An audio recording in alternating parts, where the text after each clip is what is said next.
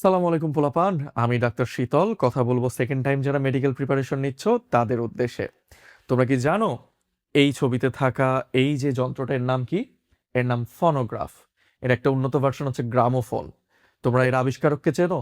এর আবিষ্কারক হচ্ছে বৈদ্যুতিক বাতির আবিষ্কারক, অর্থাৎ টমাস আলভা এডিসন। আমরা সবাই জানি টমাস আলভা এডিসন একজন বড় বিজ্ঞানী ছিলেন। 10,000 বার ব্যর্থ হয়েছেন, তারপরে বৈদ্যুতিক বাতি আবিষ্কার করেছেন। তার অধ্যবসায়ের গল্প কিন্তু আমরা সবাই ছোটকাল থেকে শুনেছি। তার জীবনের আরেকটা গল্প তোমাদেরকে বলি। তার একটা প্রতিষ্ঠিত কোম্পানি আজও আমাদের মধ্যে আছে। তার নাম হচ্ছে জেনারেল কোম্পানি। জেনারেল কোম্পানির এসি কিন্তু আজও বিখ্যাত।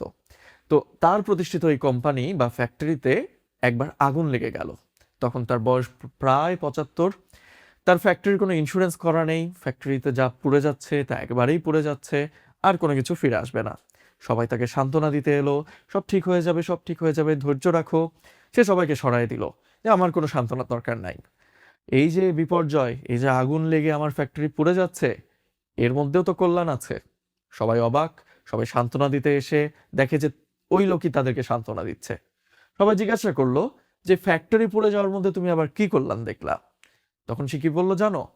সে বলল, যখন এই ফ্যাক্টরিটা আমরা শুরু করেছিলাম তখন আমাদের কোনো অনেক ভুল, অনেক ত্রুটি ছিল, অনেক বিচ্যুতি ছিল।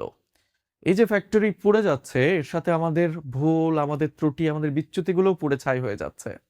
আমরা আবার শুরু করব, এবং এবার আর আগের ভুল, আগের ত্রুটি, আগের বিচ্যুতিগুলো করব না।